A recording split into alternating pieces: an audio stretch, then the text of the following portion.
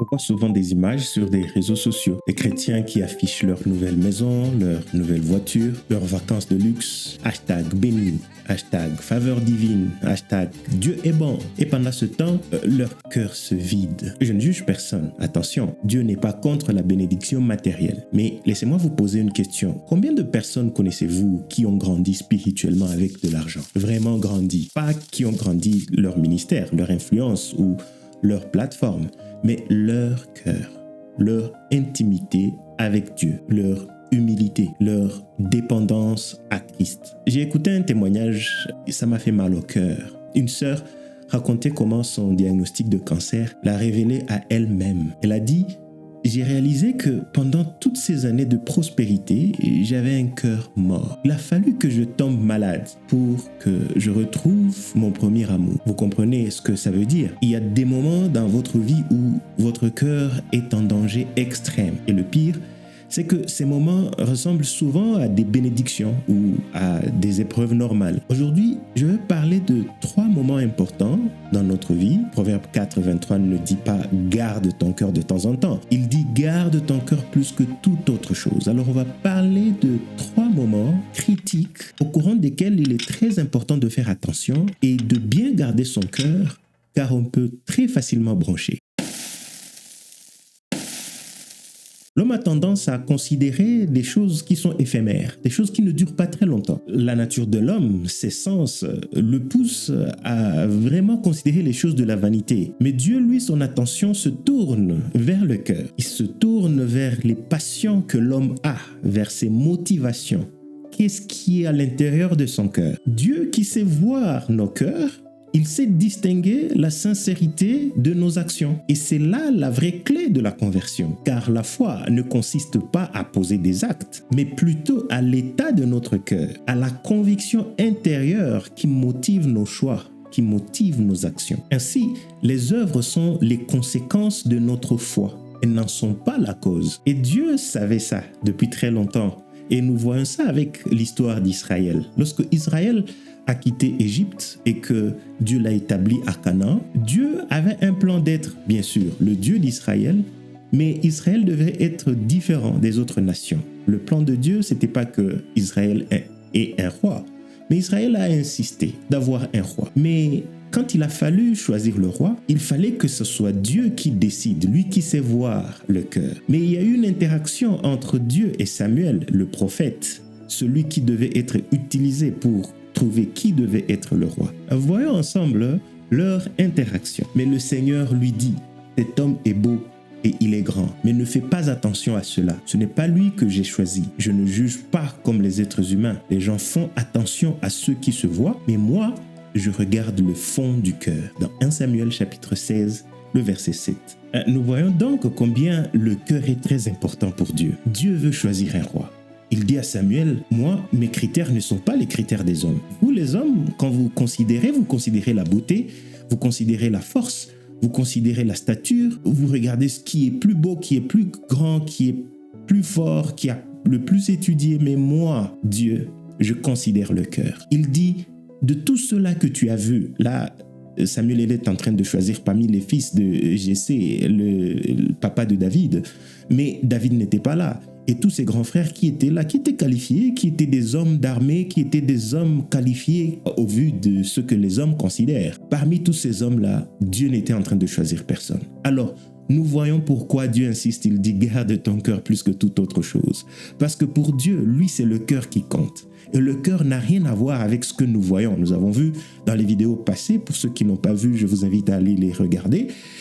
Nous avons vu que Dieu nous demande de protéger le cœur plus que toute autre chose. Pourquoi? Parce que c'est de là que se trouvent les sources de la vie. Alors, ensemble aujourd'hui, j'ai envie que nous insistions sur quelques éléments dans notre vie où nous devons faire encore plus attention. C'est vrai, la parole de Dieu nous dit de garder notre cœur en tout temps. Mais nous savons que nous traversons des saisons différentes dans nos vies.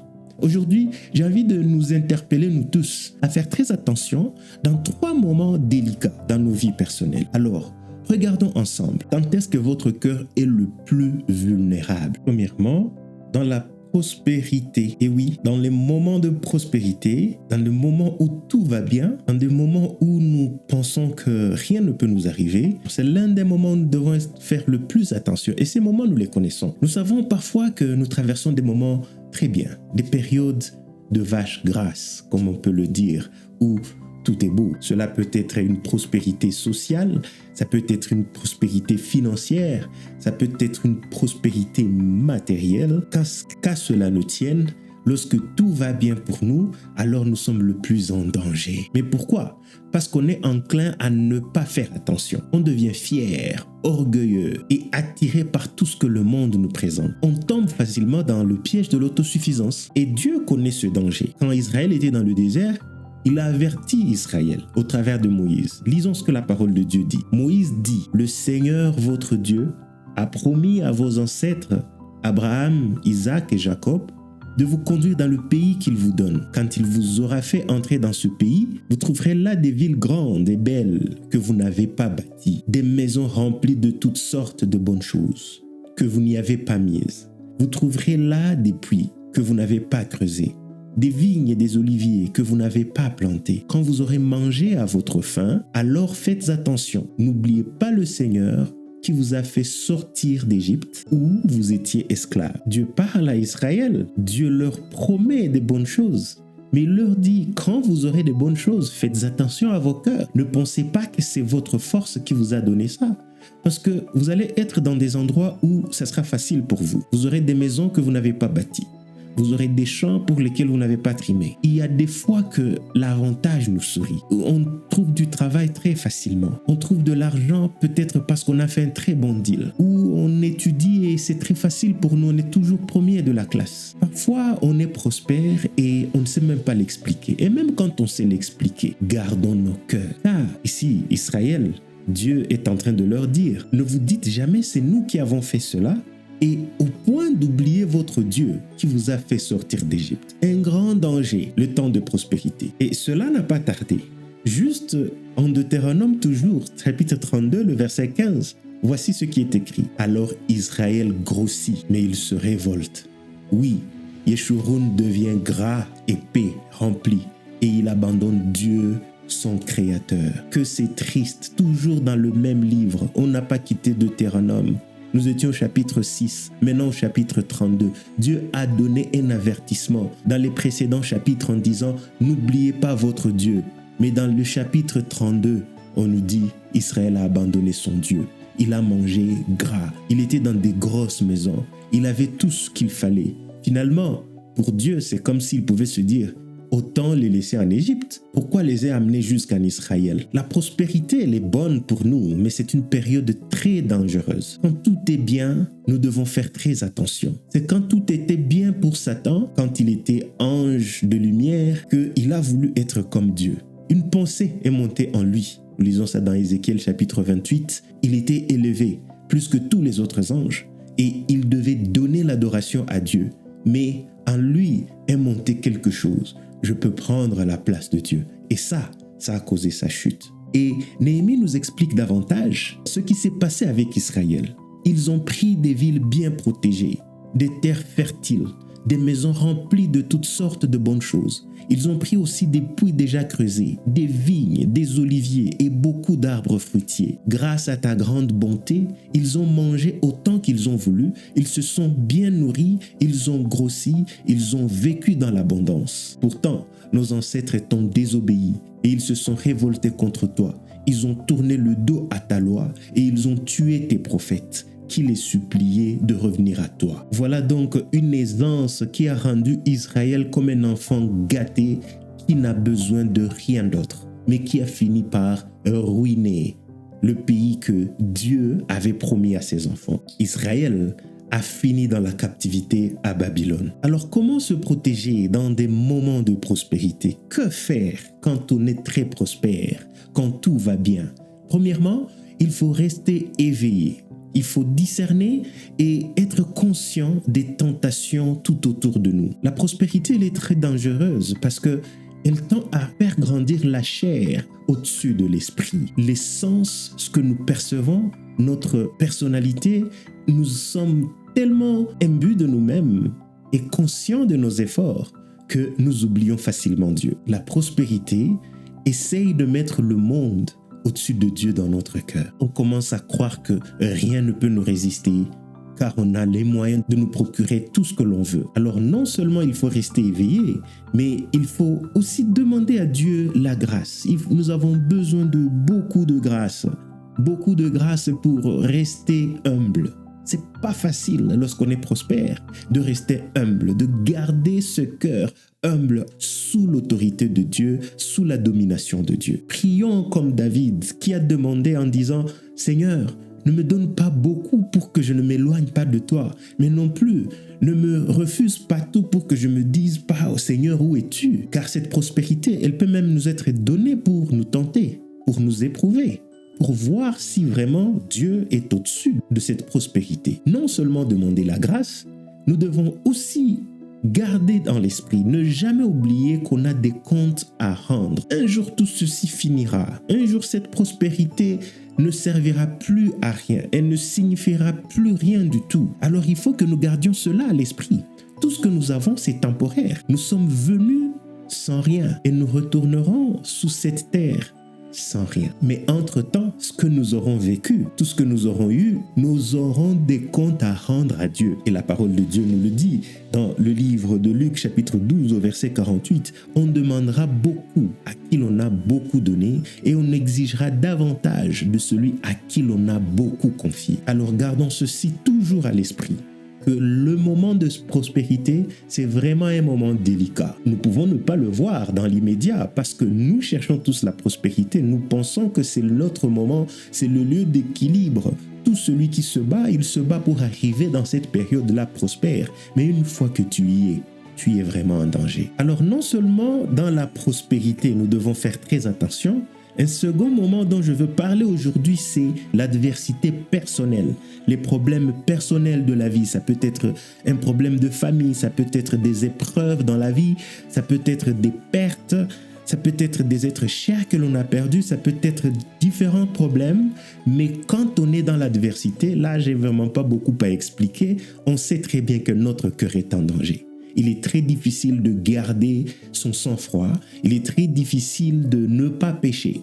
Nous voyons l'exemple de Job et la Bible insiste. Dans toutes ces difficultés, dans toutes ces épreuves, Job ne pécha point. Pourquoi? Parce que la Bible sait très bien que c'est très facile de broncher lorsque nous sommes dans l'adversité. Et oui, il arrive des fois que les choses ne se passent pas comme on veut. Il arrive des fois que tous nos plans tombent dans l'eau. Il arrive des fois que l'on croit que tout le monde est contre nous. Et on tombe dans l'amertume, dans le découragement. Et ça, c'est un temps difficile. C'est un temps dangereux, un temps où nous devons garder notre cœur. Nous venons de voir l'exemple d'Israël dans le cadre de la prospérité, mais n'oublions pas, Israël avait été esclave en Égypte. Et lorsque Dieu a pris Israël d'Égypte pour l'amener à Canaan, il devait passer par le désert, mais le peu de jours que l'Israël était déjà dans le désert, c'était une galère. Israël a rendu son tablier très vite. Israël disait, mais pourquoi vous nous avez fait sortir d'Égypte? Nous nous souvenons de toute la bonne nourriture qu'il y avait là-bas, même si on nous tapait. Et ils avaient envie de retourner. Pourquoi? Parce qu'ils n'avaient pas envie de confronter la difficulté. Il est très important de garder un cœur comme Job qui a pu dire, Dieu a donné.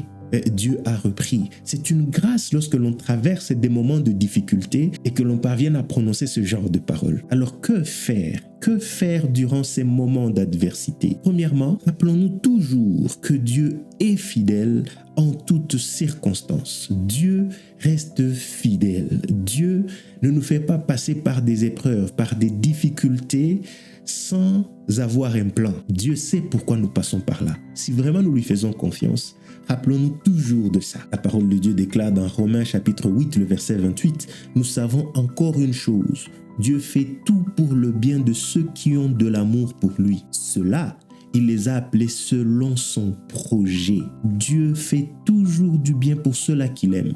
Dieu ne nous veut pas du mal. Même lorsque nous sommes dans la difficulté, N'oublions pas ces choses, car malheureusement, l'ignorance de ces choses, ou parfois l'oubli, nous rendent insensibles à cette réalité. Et la réalité, c'est que les épreuves, les souffrances, nous détachent des désirs du monde beaucoup plus que la prospérité n'est capable de le faire. Alors dans ces moments-là, Dieu est à l'œuvre dans nos vies. Nous pouvons dire, comme le psalmiste dans le psaume chapitre 119, le verset 71, « Pour moi, la souffrance a été une bonne chose. » Lorsqu'on en arrive à ce point, c'est qu'on est vraiment béni.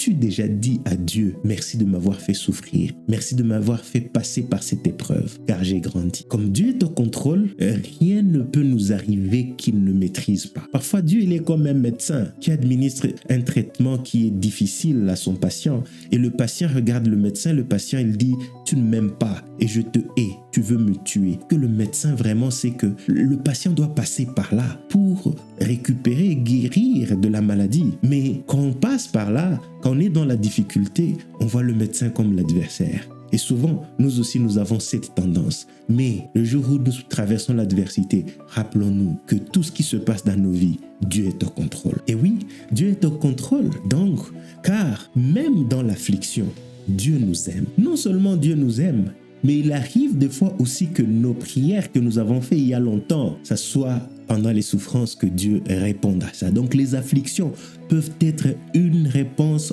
aux prières. Oh oui, oui, les afflictions, les souffrances, parfois, ça peut être ce pourquoi nous avons prié. Pas pour que nous souffrions nécessairement, mais pour que Dieu fasse quelque chose dans nos vies. Suis-je en train de vous perdre? Non. Voici ce que la parole de Dieu déclare. Dans le livre de Psaume, chapitre 139, le verset 23 et 24. « Sonde-moi, ô Dieu, et connais mon cœur. Éprouve-moi et connais mes pensées. Regarde si je suis sur une mauvaise voie et conduis-moi sur la voie de l'éternité. » Vous voyez, ça c'est la prière de David. Il dit « Éprouve-moi. Fais-moi passer par l'épreuve, car c'est à ce moment-là que je saurai si je suis sur la bonne voie ou sur la mauvaise. » Donc les afflictions ne sont pas toujours des calamités, elles peuvent être des réponses, elles peuvent être des voies par lesquelles Dieu nous transforme. Autre chose que nous devons faire durant l'adversité personnelle, nous devons nous garder des déclarations extrêmes. Nous devons nous garder de dire des choses que nous allons regretter beaucoup plus tard. Car parfois nous prononçons des choses et la parole elle crée. Lorsque la parole est sortie, il est impossible de pouvoir la ramener. Voici ce que Rebecca avait dit. Lisons ensemble Genèse chapitre 27, le verset 46. Rebecca dit à Isaac, « Je suis dégoûté de la vie à cause des filles de Heth. Si Jacob prend une femme comme celle-ci parmi les filles de Heth, parmi les filles du pays, à quoi me sert la vie? » Oh, Rebecca, c'est grave quand même. Comment peux-tu prononcer une parole comme ça? À quoi me sert la vie?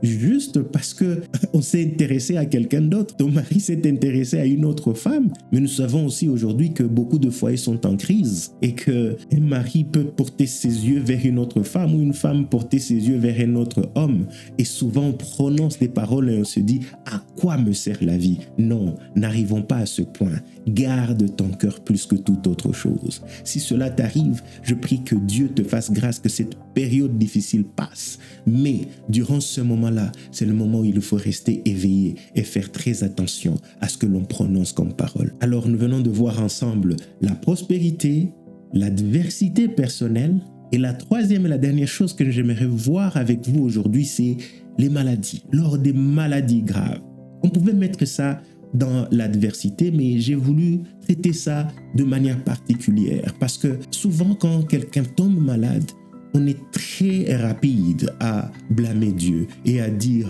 pourquoi Dieu peut permettre ceci. Mais nous devons toujours garder à l'esprit que cette terre ici, ce monde ici-bas n'est pas chez nous. Et que quand des choses comme ça nous arrivent, ce Dieu qui est au contrôle, comme nous venons de le voir, il reste toujours aussi au contrôle durant la maladie. Nous devons avoir certaines assurances. Et qu'est-ce qu'il faut faire? C'est que nous devons nous rappeler toujours que la mort n'a aucune force sur nous. Elle n'est pas à craindre. Voici ce que la parole de Dieu déclare. Mort, où est ta victoire? Mort, où est ton arme? 1 Corinthiens chapitre 15, le verset 55. Jésus-Christ a vaincu la mort. La mort, nous ne pouvons pas vivre dans ce monde en la craignant, car elle a été vaincue. Ça nous donne aussi la facilité, la possibilité de pouvoir vivre libre dans ce monde. Pourquoi? Parce que la mort arrivera.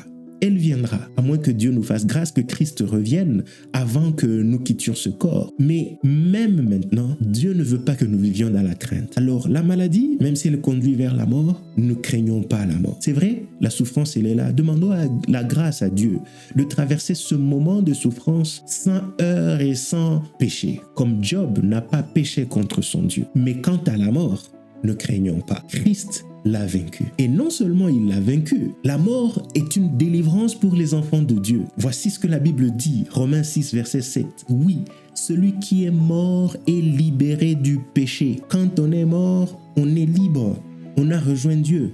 On n'est plus sensible à l'œuvre de la chair, au péché. Et on vit avec Christ. Et c'est à cela que nous aspirons. Nous ne sommes pas en train de chercher cette mort amplement tous les jours de notre vie, parce que la vie aussi, c'est Dieu qui nous l'a donnée. Nous ne demandons pas la mort, parce que la vie aussi, on ne l'a pas demandée. Mais lorsque la mort viendra, nous la prendrons comme si nous avons pris la vie. Celui qui nous l'a donnée, celui qui nous a donné cette vie, un jour, il la reprendra. Alors lorsque nous serons arrivés à ce moment-là, lorsque nous aurons perdu quelqu'un, dans ces circonstances où il connaît Dieu et il est retourné vers le Seigneur, sachant, célébrant, sachant qu'il a été libéré, que nous avons été libérés du péché et que nous sommes en train de vivre complètement et amplement avec notre Dieu. Voilà donc les 3 choses dont je voulais vous parler aujourd'hui. Ces 3 éléments dans le cadre personnel pour lesquels nous devons faire très attention afin de bien garder notre cœur. Les moments de prospérité, les moments d'adversité dans nos vies, des moments de maladie. Faisons très attention. La prochaine fois, nous allons aller beaucoup plus loin. Nous allons voir d'autres cas où c'est pas seulement la vie personnelle, mais aussi le monde dans lequel nous nous trouvons. Car garder son cœur, c'est quelque chose de pratique. C'est quelque chose à faire tous les jours et c'est dans des circonstances de la vie de tous les jours que nous devons le faire. Que Dieu vous garde, que Dieu vous bénisse et à très bientôt.